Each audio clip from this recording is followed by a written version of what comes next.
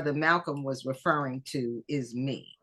I was the editor of the newsletter. And on that note, we want to hear from you, brother. We want to hear from you, Brother Peter, A. Peter Bailey. Thank you. Thank you for joining us. Okay, Terry, I want to thank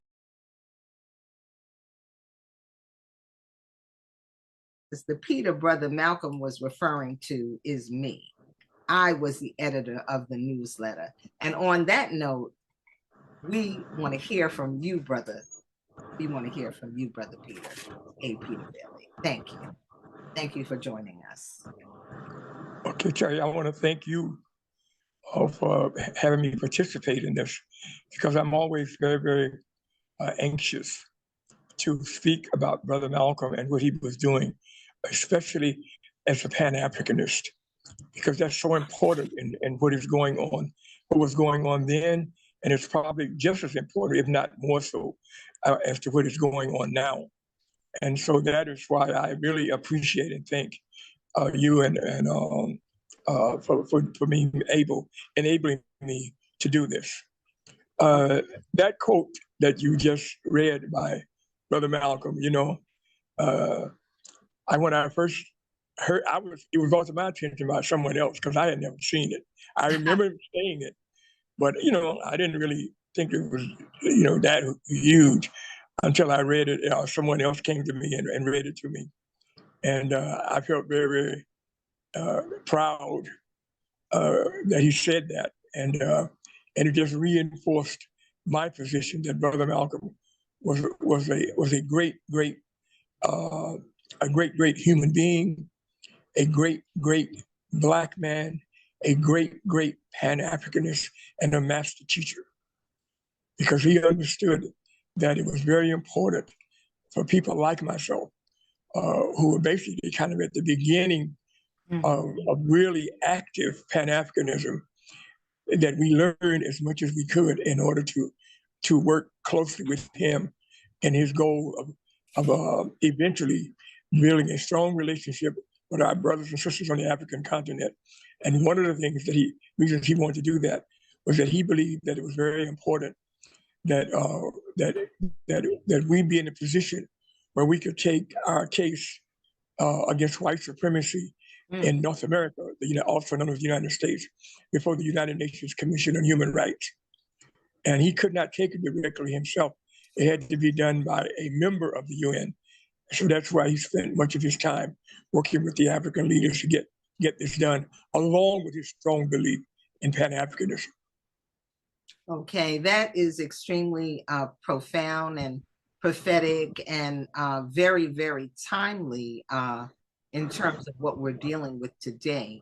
But I would ask you, Brother A. Peter Bailey, how did you get involved with Brother Malcolm, and what was the motivation? Because obviously you were a young person, but you were very close to him. You were right there.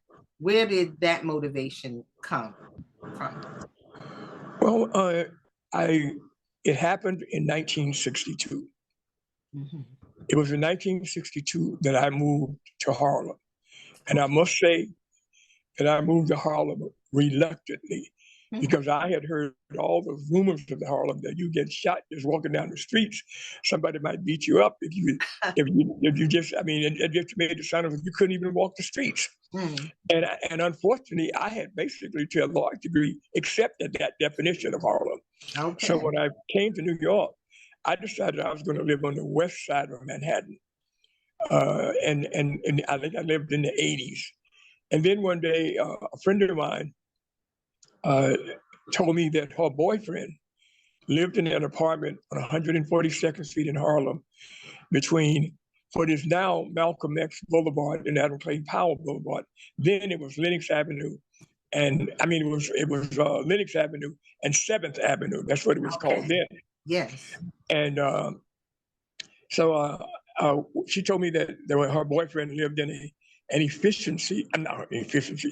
in an apartment on 142nd Street, and he had 8 rooms for $56 a month. Wow. And I said to myself, boy, with 8 rooms, that was when they had rent. They still had rent control. So I said, man, with that kind of rent and those that number of rooms, I'll just take my chances on moving to Harlem. So I moved in on a Friday in June of 1962. Okay. And then I decided to go out and walk around with a friend. Instead of getting up the next day, moved in on a Friday evening. Instead of getting up Saturday and started unpacking, I said, let's go walk down Lenox Avenue, what was in Lenox Avenue, and see what we see.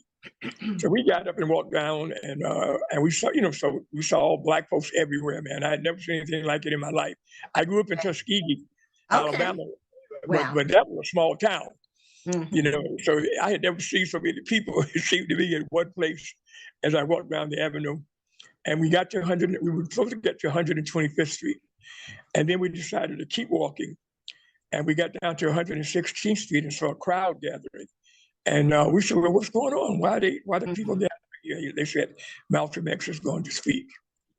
Now, at that time, I had heard vaguely of Brother Malcolm. And of course, what I had heard was that he believed in violence, and he believed in Black supremacy, and he was a Black racist. And I mean, I heard so many negative things, a few things that I had heard about him. So I said to my room, let's see what he got to say. And so as they were setting up, we were waited around. And eventually there were probably a couple of thousand people at 116th Street and Lenox Avenue. And Brother Malcolm came out and introduced himself. And he spoke. He spoke for almost 3 hours. And by the time he finished, I was a Malcolmite. I had never in my life heard the race situation in this country spoken with such truthfulness and clarity and knowledge and historical background as I heard that day. And one of the things that really got to me was something I had practically never heard before. He spent at least 45 minutes of that presentation talking about psychological warfare. Now, I had heard vaguely of that, but I had never in my life heard anyone talk about it and explain what it was and what it had done to our people. And so from then on, whenever he spoke anywhere, I said, I'm going to be there. In the New York area, wherever he spoke, I tried my best to be there. And that's what I did. And I had no desire to join the Nation of Islam. At that time, I was had just pulled myself away from Christianity. Okay. And I had no desire to join another religion. Mm-hmm. And so I followed him, as I guess I could say, as a Pan-Africanist. And at that time, we called it the Black nationalist. Okay. I consider myself that. I followed him for that reason. And I did not meet him until, it was sometime in 1963 when I met him for the first time. Mm-hmm. And then it was it was not something major. I came to a rally and had brought one of my nieces and nephews with me, and somehow she got separated from me, and I couldn't find her. Oh. So after Brother Malcolm spoke that day, I went up to stage, and I asked if I could speak to have my niece, tell her where I was, and when she come look for me, where I would be, so she could find me. And Brother Malcolm said, fine. And that's my first time talking to him. Okay. And so what a story. What a story. Right. And she showed up and we met. And then, of course, that made me even more of a Malcolmite. Mm-hmm. And then the compassion that he had.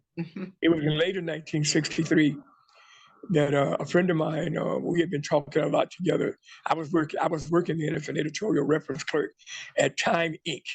Oh, I used to take calls from reporters for biographical information on people they were writing about, and they was in folders, and I had to read the newspapers every day and put names in the folders, and then I would send them off to whoever the writer was who was asking for it. Mm-hmm. She worked across the street as one of the first Black interns at NBC, which is what they call Rockefeller Center.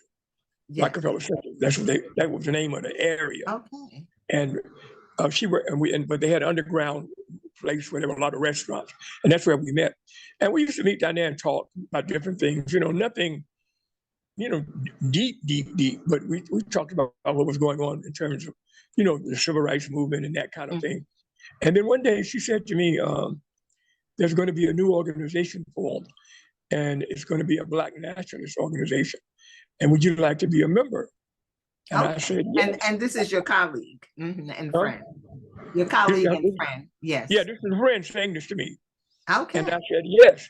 She said, well, I'll call you on Saturday morning and tell you where to meet and what time, and don't ask no questions. So I said, okay. She called me. She told me to meet at this motel in Harlem that was up around 160, 58th Street, somewhere up near Columbia University. There was a motel up there, which of course kind of shocked me because that place had a notorious reputation. It was one of those places where you could check in for a couple of hours. And so I said, we're going to be meeting. I said to myself, we're going to be meeting there?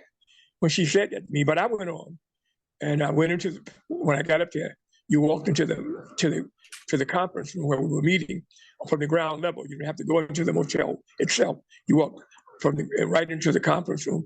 And when I got in there, I saw a couple of people that I recognized. I didn't know them, but I recognized them, Dr. John Henry Clark, the great historian, John Oliver Killens, the great novelist, and a couple other people who I had seen, but I did not know. And my friend was there, and then her roommate was there, and they were the only two people that I really knew. Okay. And so we sat down and kind of talked. We were sitting at the table talking. And after I'd been there about 20 minutes, in walked Brother Malcolm.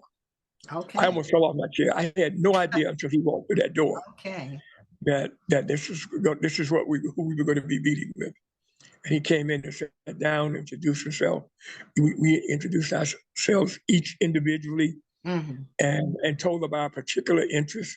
And that's when we started talking about what then became the Organization of Afro-American Unity. Okay. And the name came because Brother Malcolm said the Organization of African Unity had been formed the year before in 1963. So we named our organization the Organization of Afro-American Unity, the OAAU. Okay. And then that's where we met for several months and began to talk about what the organization was going to do. The organization had a strong international objective. Brother Malcolm was still embarked on his campaign to take the United States before the United Nations Commission on Human Rights. Now the thing is, Terri, is that if you were not a member if you had not signed the UN Charter on Human Rights, then no one from your country could take you there. Okay. The only way you could go there is if you got someone else to take your case. And the United States, which is of course known as the leader of the free world and place of freedom and democracy and all of those things, had not signed the UN Charter on Human Rights. And the reason they had not signed it, because they didn't want a person from this country to be able to go directly to the UN. And so Brother Malcolm was then meeting with some African leaders to try to get one of them to take our case to the UN. Wow. And that was the beginning of the we had meetings and everything, monthly meetings. But sometimes Brother Malcolm was away traveling, carrying out his objective of establishing this international connection. And so when he finally said to us after we had met maybe 4 or 5 times about what we wanted to do, what part we wanted to be involved in. And people volunteered for different, the youth committee, education committee, economics committee, housing committee, those kind of things, political committee. And he had made it clear to us that he wanted a newsletter because he believed very strongly that an organization had to have its own communications instrument. Even though there might be people who write friendly articles and that kind of thing, but it was best that an organization had its own instrument for communications, to the public. And so he wanted to set up a newsletter. And at that time, I had not had any kind of experience doing newsletters, but eventually I volunteered to do the newsletter. And that's how I became the editor. Got it done. That is amazing. That's how I got into journalism. Wow. And to this day, I always tell people that was how I became a journalist, directly because of Brother Malcolm. Okay, that is quite living history. And for those of you who are just joining us, I'm Terri Wisdom, and this is Harlem Network News. And I am here with A. Peter Bailey, and he is really sharing quite a life journey. He worked very closely with Brother Malcolm X. He was the started the newsletter, the writer, the editor on the newsletter for the Organization of African American Unity. So very, very significant. And Brother A. Peter Bailey has out a new book, which is called, and I suggest everyone get it, please. It's called Brother Malcolm X's Strategic Pan-Africanism, an important guide for people of African descent. Now, Brother A. Peter Bailey, I wanted to ask a question because we know that media and journalism is really important, as you just reiterated, that every organization needs their own media. And that really has a lot to do with the mission of Harlem Network News. But just so that our audience is clear, because we know often our stories and our history has not been told, where in the timeline of Brother Malcolm X was the formation of the African American Union? Was he still with the Nation of Islam, or where was he in the timeline when you met him? I think that he always had this internationalist orientation. One, because he came from a family whose mother and father were Garveyites. Okay. And you know, Marcus Garvey had a very, very Pan-Africanist position, and his parents were very strongly involved in the Garvey movement. And after his father was assassinated, and his mother was institutionalized, Brother Malcolm, of course, went and got into a lot of trouble. Got himself into a lot of trouble. He went to live with his Sister Ella, up in Boston, and got himself into a lot of trouble. And for about maybe 6 or 7 years, he was really running around in Boston, doing all kind of things that he should not be doing. Right. Finally, he was arrested and put in jail. And it was while he was in there that he first had contact with people who were members of the Nation of Islam, and they began to talk to him about what Mr. Muhammad was doing. And then his brothers and sisters, I later met his older brother after he was assassinated. I met his older brother. I met his older brother before then, but his older brother told me later that the reason that they had joined the Nation of Islam was because it came closest to what they had been taught by their parents. And Brother Malcolm was kind of young to remember much from his parents when they were no longer available. But his older brother and sister, put that into him. And once he got it, was arrested, they started telling him all that stuff. And so when he got out, that's when he joined the Nation of Islam and remained a member of the Nation of Islam from 1954, I think it was, until 1963, late 1963. When there was a big problem, within the organization, and it eventually led to his expulsion. Wow! And that's when he decided that he was going to form the old Organization of Afro-American Unity. But he was thinking doing that even before then. In fact, he wrote. I got a copy of a letter that he wrote to the civil rights leaders when he was still in the nation, inviting them to come to a rally that the nation was hosting, and that each one of them would be allowed to speak and would be treated with respect. And he sent that letter to the head of the NAACP, the Urban League, SNCC, Students Nonviolent Coordinating Committee, CORE, Congress for Racial Equality, about 5 or 6 major Black civil rights organizations, inviting them. So he was doing that even before, while he was still in the nation.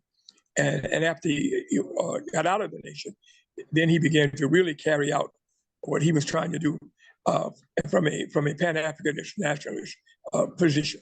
Okay, so that clarifies it. I think it's so important because a lot of our history has been buried. just not told, so that it makes it that we may not know who we are and from whence we came. So I always want to put things in perspective, especially for our young people, as you're speaking about Brother Malcolm. And it's also very inspirational, the fact, which we know when you spoke about, the trouble he got in and what he went through. And it's inspirational because though he went through all that, he was able to change his life and become one of our greatest and most profound and prophetic leaders, because he is so revered now, maybe even more than he was at that time, because like you said, he was very progressive in the things that he was speaking about, but it's also very timely to now. So if you would like reel that in home, Brother Bailey, in terms of, why you thought it was important to write this book now and the connection to our African American community and our worldwide African diaspora. Okay, I decided to I had written a book before, which is kind of like a memoir about myself growing up and everything, and meeting. It's about my relationship with Brother Malcolm, but it was like a memoir more type thing. I decided to make this book more focused on what he was doing internationally, because that was so important. And so many times when people talk about him today, a lot of the leaders, even some in the high academic world and the political world and the journalistic world, they don't really, to me, talk enough about what he was doing internationally. And so I decided that though I was in no position to write, like a 300 or 400 page definitive book, I figured that I could put together a book that would at least make people aware, introduce people to the concept of what Brother Malcolm was doing internationally. And one of the things, I must say that as editor of the newsletter, we were covering what he was doing internationally. And I want to read something to you before I go a little bit further. This is I have a copy of the OAAU newsletter here. Okay. And I got volume 1, number 2. This is the second issue, August the 3rd, 1964. Brother Malcolm issued a statement. Before I read it, I've got to say something real quick. Okay. Thank you. The African countries were well aware of Brother Malcolm's Pan-Africanism. In fact, when he went when he was in Africa in 1964, he had personal meetings ranging from 1.5 hours to 3 hours with President Nyerere of Tanzania, President Nkrumah of Ghana, President Kenyatta of Kenya, President Nasser of Egypt, President Obote of Uganda, President Toure of Guinea, and President Kenyatta of Kenya. He had meetings with them. Wow. So it shows you they were giving him, they were treating him, like I say, almost like he was the Secretary of State for Black folks in this country, like he was our Secretary of State. He absolutely was. And one of the things he did, he distributed a statement to them. And I'm just going to read one short part of it, but I printed the entire statement in the second issue of the newsletter. And here's what he said because when he was invited, because of what he did, sister, he was invited to attend the second OAU meeting in Cairo as an observer, not as a participant, because he was not the head of a country, but as an observer. And so he went at the invitation of the African leaders, and when he was there, he issued a statement to them. And I'll just read one quickly what it says here. Part of it is much longer than this. Our problem, quote, our problem is your problem. No matter how much independence Africans get here on the mother continent, unless you wear your national dress at all times when you visit America, you will be mistaken for one of us and suffer the same psychological, humiliating and physical mutilations that is an everyday occurrence in our lives. Your problems will never be fully solved until and unless ours are solved. You will never be fully recognized until and unless we are also recognized. I'm sorry, you will never be fully respected unless we are also respected. You will never be recognized as free human beings until and unless we are also recognized, and treated as human beings. End of quote. Now that's just a part of that thing that he issued to them. But that's enough to show you what he presented as the first time that a brother from this country had been invited to the OAU meeting. And this is what he presented to them. He gave it to every member who was there, and also he gave it to the press. And I'm convinced that it was this. And then they issued a resolution when it was over. Okay, the Organization of African Unity issued a resolution for the first and only time they've ever done so, condemning white supremacy and racism in the United States. Wow. Okay, so that is definitely profound. And you said that took place in about 1964. Yes, I wrote this on August 3rd, 1964. Okay. And I have the complete statement. The whole thing is in the book, is in my book. Wow. Okay. So there's a lot of facts, knowledge, and different timelines of situations that happen that are in your book. And we're going to go more to talk about the book, but where can our audience get the book? Right now, there are two places they can get it at. Number one, at Sankofa Bookstore, which is at 2714 Georgia Avenue Northwest here in Washington, D.C. Or they can order it directly from me. Okay. And with me, my being not able to to email and text, if anybody who don't really realize that I cannot do either one of those things, even in 2023, but they can call me directly on my landline phone, which is 202-291-4560. 202-291-4560. If I don't answer, just leave a message with your name and number, and I will get back to you. Okay, and definitely, I'm Terri Wisdom. This is Harlem Network News, and we are here with the grade A Peter Bailey, who is sharing with us his experiences with Brother Malcolm X, and also writing the newsletter for the Organization of African-American Unity. And he spent time with Brother Malcolm very closely from about 1963 until the tragic assassination of Brother Malcolm on February 21st in 1965. And Brother Malcolm was 39 years old.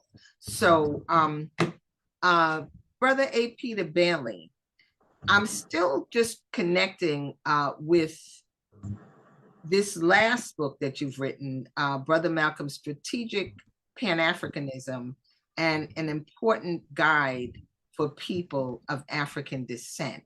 So can you elaborate on that in terms of why Pan-Africanism is so important for people of African descent? And also, if you can share, because I always want to make sure that our audience is clear, what is Pan-Africanism? Okay, I think I'll start first by saying Pan-Africanism is a belief that people of African descent have a connection with each other that we need to be dealing with and accepting and living by, that people of African descent all over the world, but this is especially true for people of African descent who live in the continent of North America and on the African continent. And Brother Malcolm, so he strongly believed in that our future, our present and our future we're so connected that neither one of us will ever become fully independent and respected in the world unless all of us are. And so that's why he was so strongly focused on the on the concept of Pan-Africanism. It was not, people say, oh, that's a romantic. It's not a romantic notion. It is a notion that is very, very true. When people see someone of African descent, they do not say, oh, he's Nigerian, or he's Ghanaian, or he's North American, or he's from Cuba. They say he's Black, he's African. Okay. Once they get to meet you, then they may make the difference. But when they look at you, that's what they see. And Brother Malcolm said that that's something that's just the reality. It is not some kind of romantic thing. That's the reality. And he believes so strongly in that. And I think that to me, when I get, it's so painful, Sister Terri, sometime today to see what is going on.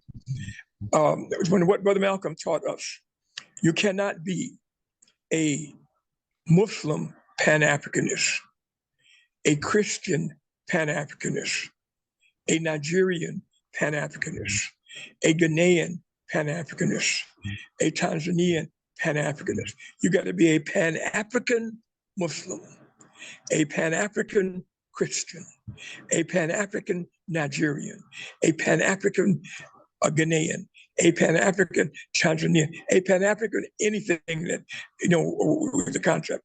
Because that is the first, that he strongly believed that should be our first identity. And that with that as our... Oh, we just lost you. You just muted. You just muted. I don't know if you can.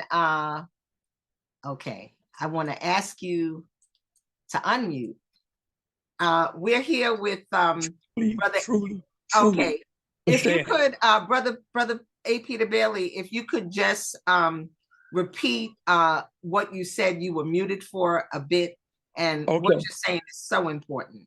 Okay, I'm saying that what he is saying is that the Pan-Africanism that he was advocating is not something where people of African descent all over the world are going to think exactly alike. We're going to be like robots. Every single one of us thinks on everything. We're going to have some differences, but he said that what is needed is for us to understand that in order to deal with Asia, Europe, and North America, we got to think as African or as Pan-Africanists.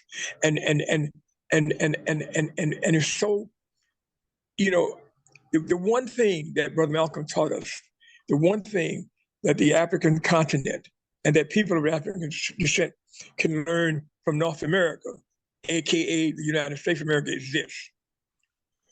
When they are within the United States boundaries, they may say, I'm a New Yorker, I'm a Georgian, I'm a Californian, I'm a Alabamian, wherever they're from.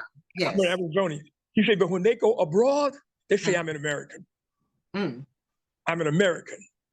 When they deal with Africa, they say I'm an American. They don't go over there and say I'm a New Yorker. Okay. Now, once you get to know them, they may say I'm from New York, but they don't go. They say when they're traveling around the world, and especially when they're traveling in Africa, it is I am an American. But what do our African colleagues do? They come over here and they say I'm Nigerian, I'm Ghanaian, I'm Tanzanian, I'm Kenyan, and with African being kind of like second to that, and of course the Asia, Europe, and North America take advantage of that. I tell my African colleagues all the time that the Europeans, now you have Germany, France, England, they have different countries, but when they go to Africa, they're Europeans. Okay. They're Europeans. Okay, so I'm getting the gist of it in terms of the importance. And that's why he's such a strong believer of the absolute necessity of Pan-Africanism as a connecting link with people of African descent around the world, and especially those people on the continent of Africa and those of us in North America. Okay. So basically, early on in your young career, and it's also really through the motivation and the necessity of working with Brother Malcolm is how you came into journalism, writing that newsletter for the Organization of African-American Unity.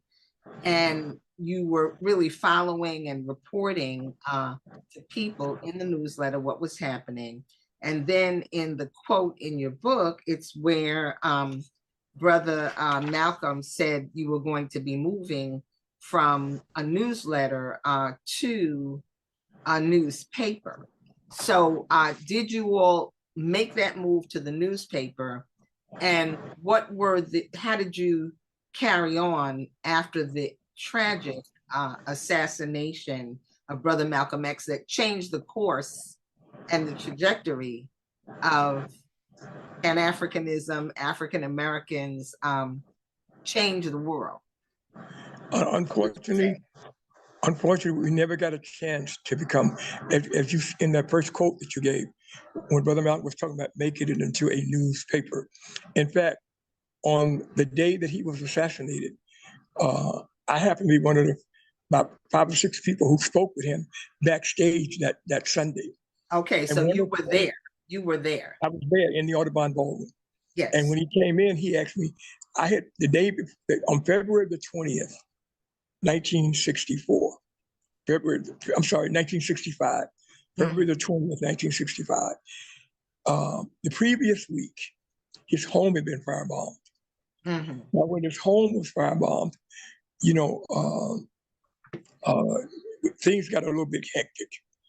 And I wrote a newsletter. I wrote an article for the next issue of the newsletter, which to be distributed at our rally, that Sunday. And I mean, and I wrote, and I was really, I was very angry. So I wrote a real.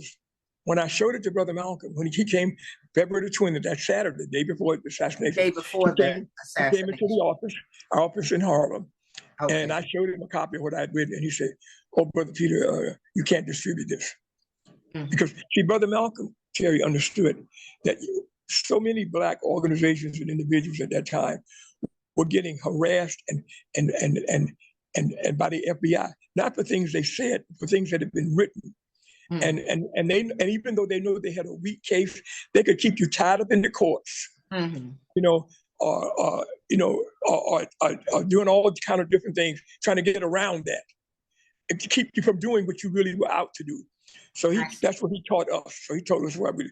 So when he said to me, he didn't tell me exactly why that day. He just said, "Brother Peter, you cannot distribute." I had already run off about 500 or 600 copies of it. All right. It was kind of like a 1-page press release. So I just took them and put them off to the side. And so the next day when I went up to the Audubon, to the Audubon Ball Room for our meeting, and he came in, and I was kind of sitting there when he came in the Audubon. It had a little small lobby area. Into the ballroom itself was large. But the entrance area was very small. So he said, "Brother Peter, when you get a chance, come backstage. I want to talk to you. So I said, "Okay." About a few minutes later, I went backstage. Now, and this is what I always like to tell young people, sister. This brother was under all this pressure. He had been banned from France. His home had been firebombed, and all the other things that had been going on. And then on that day, February the 21st, I had given him a copy of the newsletter.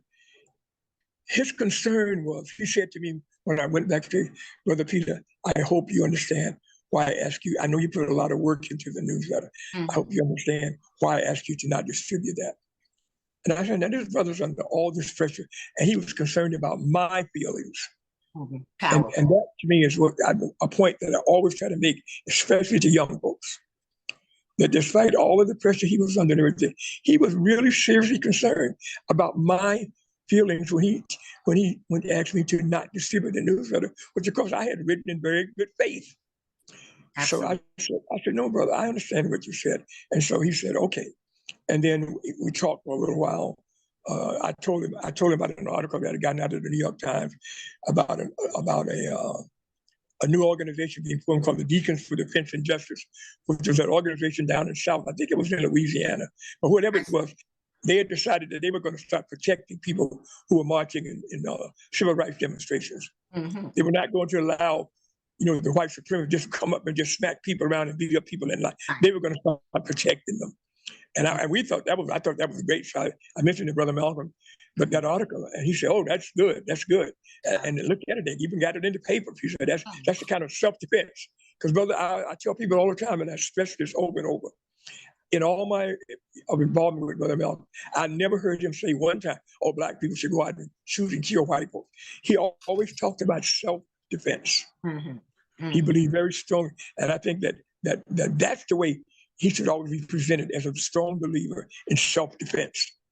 And you must defend yourself when attacked by the white supremacists. And so that and finally, after I've been back there maybe about 20, 25 minutes or so, he said that this minister was going to come that day and ask the audience for clothing for his children, because everything had been burned up in the fire and bombing of his home. Wow. And so he said, "Did anyone out of us back say, you know what the minister looked like?" I said, "Well, I know what he looks like." He said, "Well, go out front, and when he comes in, bring him backstage." Okay. And so I went out front, and that's where I was sitting when I heard the shots. Right. And who was the minister? Do you recall? Reverend Milton Galamison. Okay. He was a major a person in the civil rights movement at that time, based in Brooklyn, New York. Right. Yes. I haven't, I grew up in New York, and I was part of being bused and all of that. But I know that in my childhood, Reverend Milton Galamison was a household name. Yes. So, yes. Thank you for raising up Reverend Milton Galamison. That's so. Well, he was the one that was coming in that day to help, to call, make a pitch to the audience, for clothing. For Brother Malcolm's children. Wow. So in wrapping up, because that's a very powerful thing, and you certainly were a great part of living history, and really spoke with Brother Malcolm just shortly before he was assassinated. So I can't even imagine the profound impact that had on your life. So let me tell you, my 27th birthday was 3 days later, the 24th of February. And that's the one birthday in my life that I never really acknowledged, because it happened 3 days after the assassination. That's my 27th birthday.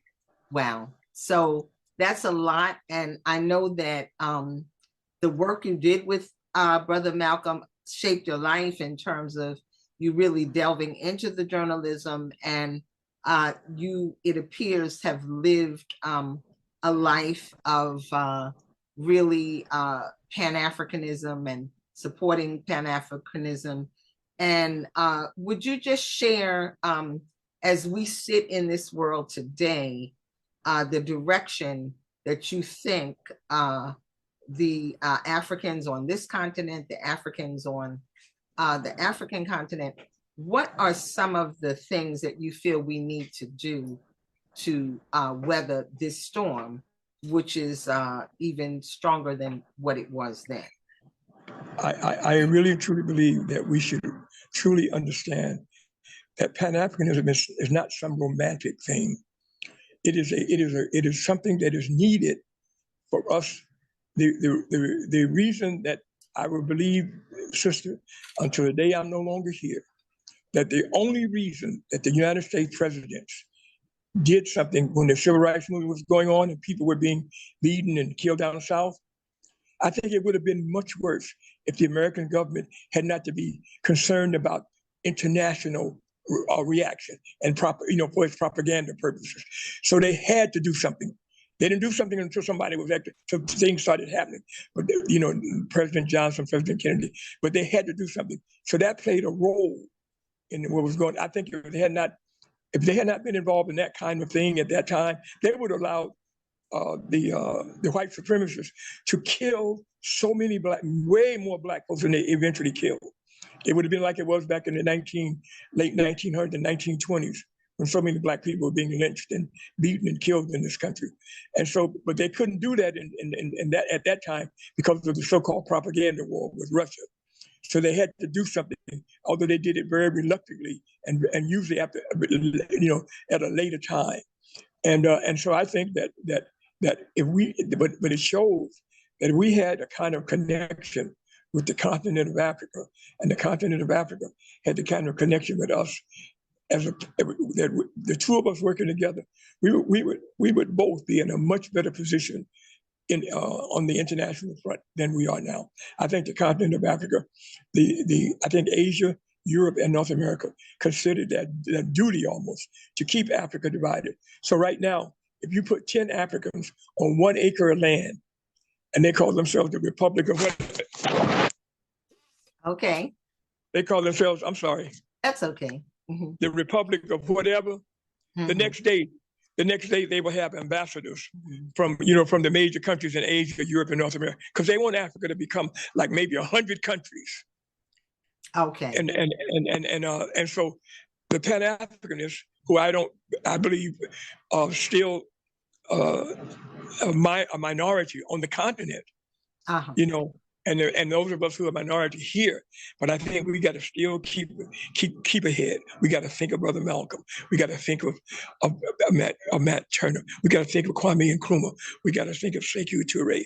We got to think of Kwame Touré. We got to think of those folks the Pan-Africanist oriented folks who gave their lives for us, and we got to keep alerting black folks, and especially young black folks. I think it is extremely important that we begin to understand that the public school system in this country will never teach our history the way it should be taught.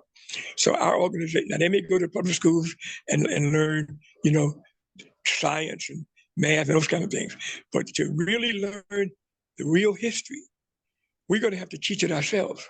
And that's why I think that black organizations, black sororities, black fraternities, black civic organizations, black business organizations, and especially black churches should make teaching our history a part of whatever they're doing.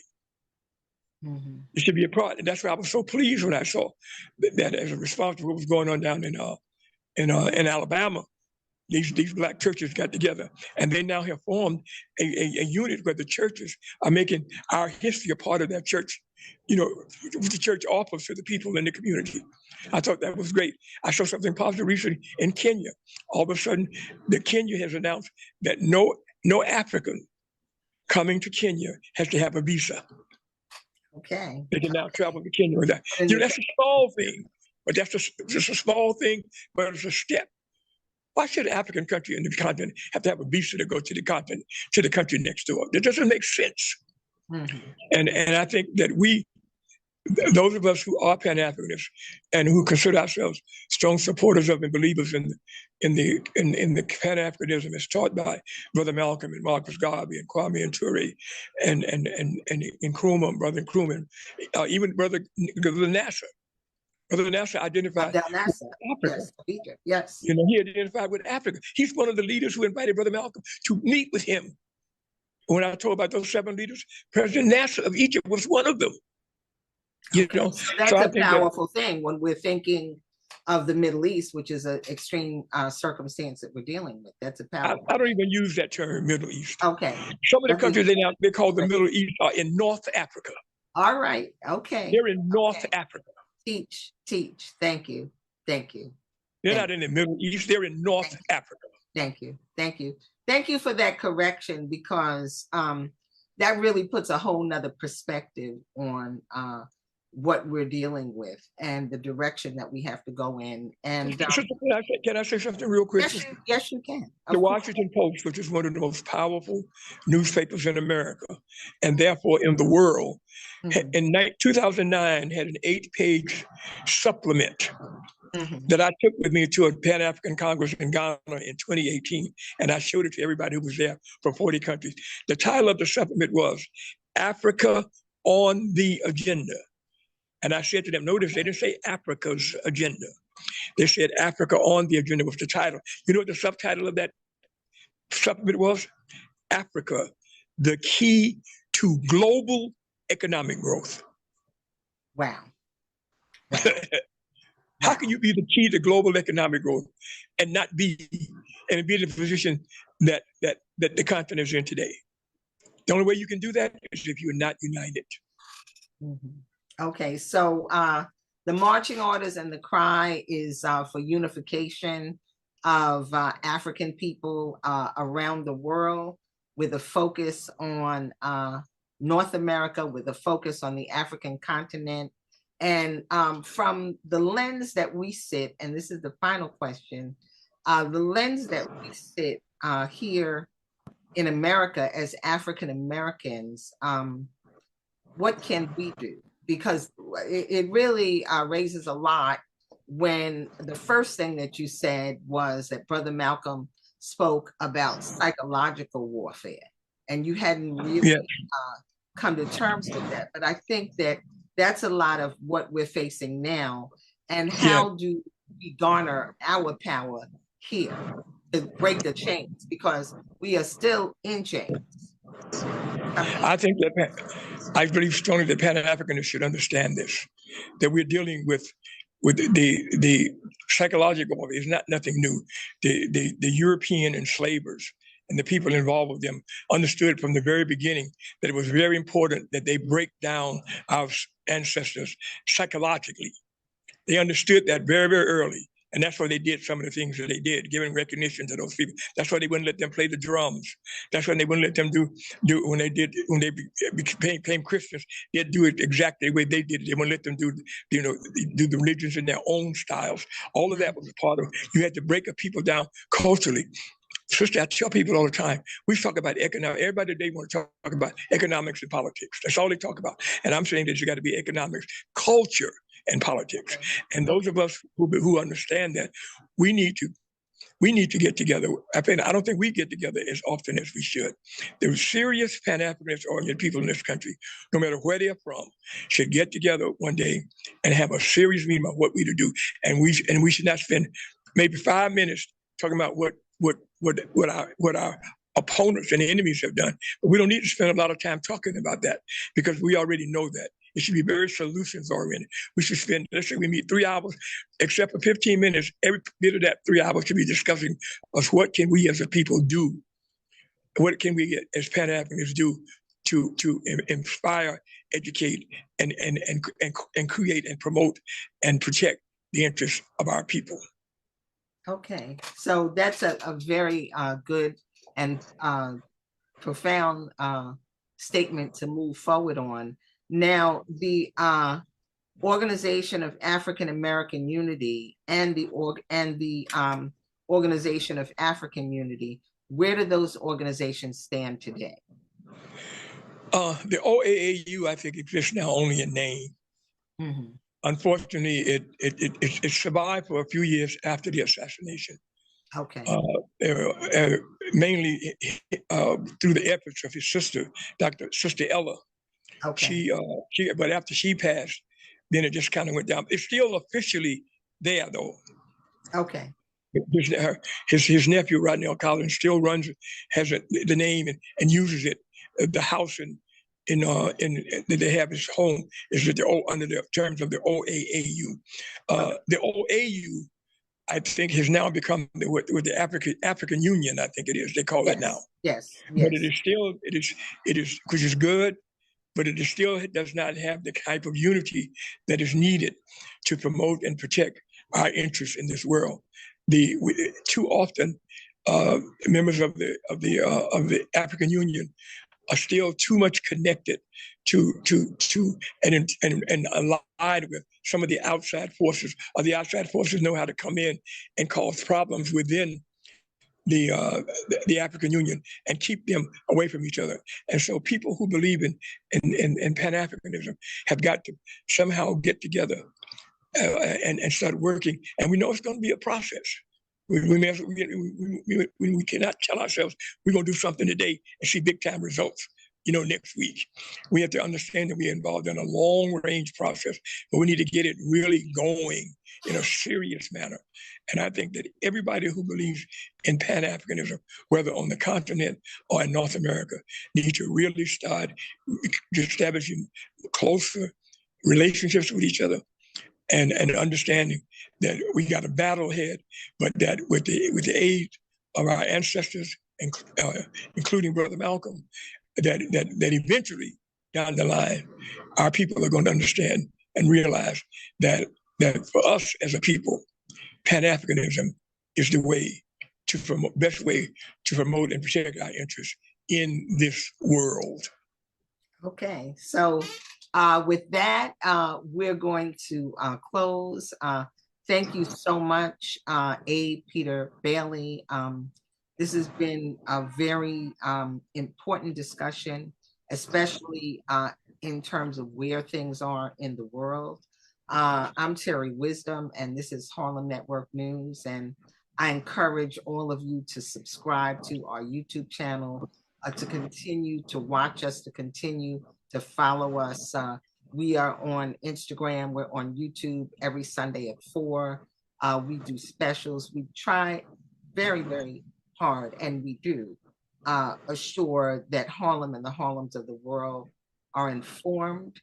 And we have now had the profound direction to think about and to become Pan-Africanists in order to take ourselves to the next level. We want to thank you, A. Peter Bailey, for joining us, for sharing the knowledge, for writing the books. And we want everyone to get Brother Malcolm X's Strategic Pan-Africanism, an important guide for people of African descent. And would you share, Brother Peter, before you go, what is the title of the book that is your memoirs? My memoir? Yes. It's called Witnessing Brother Malcolm X, a Master Teacher. Okay. Okay. And that is also directly available for me. Okay. And well, I got to get some more done now. They're all gone. Okay. So, but I'm going to get some more together. Right. But but both of those basically try to present Brother Malcolm. As I said, I make no pretense in my books are the definitive books on the subjects, but I try to present Brother Malcolm in a way so that Black folks, and especially younger Black folks, will understand the enormous contribution that this brother made to us as a great human being, a great Black man, a great Pan-Africanist, and a master teacher. Okay, well, thank you. And I will say to that, ashe, ashe, ashe. It has been a great and robust discussion. And we ask you, our listeners, to please continue to tune in, continue to spread the word, knowledge is power, and continue to donate to Harlem Network News. We are for us, by us, and of us. So it's very critical that you donate, because that is how we can stay on the air and we can continue to speak truth to power. So I salute Harlem Network News. Okay, well, thank you, A. Peter Bailey. And you can zell us. Our coordinates are Harlem Network News at gmail.com. You can Cash App us at Harlem Network News, or go to our website, harlemnetworknews.org. Very, very critical that we stand for ourselves.